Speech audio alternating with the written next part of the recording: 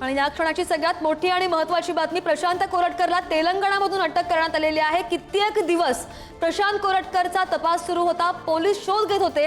चंद्रपूरमध्ये सुद्धा एक पथक रवाना करण्यात आलेलं होतं, कोल्हापूरमध्ये शोध मोहीम सुरू होती, मात्र अखेर प्रशांत कोरटकरला तेलंगणामधून अटक करण्यात आलेली आहे। इंद्रजित सावंत, इतिहास अभ्यासक इंद्रजित सावंत यांना धमकी दिल्याप्रकरणी प्रशांत कोरटकरला अटक करावी अशी कोर्टाने सुद्धा असं म्हटलेलं होतं, मात्र अखेर आता प्रशांत कोरटकरला तेलंगणामधून अटक करण्यात आलेली होती। शिवरायांच्या अवमानाप्रकरणी प्रशांत कोरटकरला अटक करा अशी मागणी सगळ्या स्तरामधून होत होती, मात्र प्रशांत कोरटकरला अखेर तेलंगणामधून अटक करण्यात आलेली आहे। 2 दिवसांपूर्वी तसा फोटो सुद्धा दुबईमधला एक समोर आला, मात्र आता त्याला प्रशांत कोरटकरला तेलंगणामधून अटक झालेली आहे।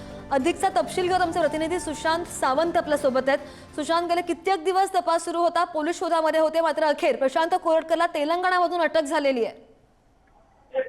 श्रद्धा, आपण जर बघितलं असेल तर प्रशांत कोरटकर आणि छत्रपती शिवाजी महाराजांचा अपमान केल्यानंतर खऱ्या अर्थानं विरोधक जे आहेत ते आक्रमक झाले होते। प्रशांत कोरटकरला पोलीस अजून अटक का करत नाहीयेत? जो छत्रपती शिवाजी महाराजांचा अपमान करतो त्या प्रशांत कोरटकरला अद्याप का अटक केली जात नाही, असा त्याला आरोप विरोधक करत होते। मात्र आता जी आपल्याला माहिती मिळाली त्यानुसार प्रशांत कोरटकरला तेलंगणात अटक झाल्याची माहिती आहे आणि कोल्हापूर पोलीस लवकरच याबाबतची सविस्तर माहिती देतील असं देखील आपल्याला गृह विभागाच्या एका वरिष्ठ अधिकाऱ्याने सांगितलेलं आहे। आपण जर बघितलं असेल तर अधिवेशनाच्या खऱ्या अर्थाने पहिल्या दिवसापासूनच विरोधक आक्रमक होते। प्रशांत कोरटकर सरकारचा जावई आहे का असा विरोधकांकडून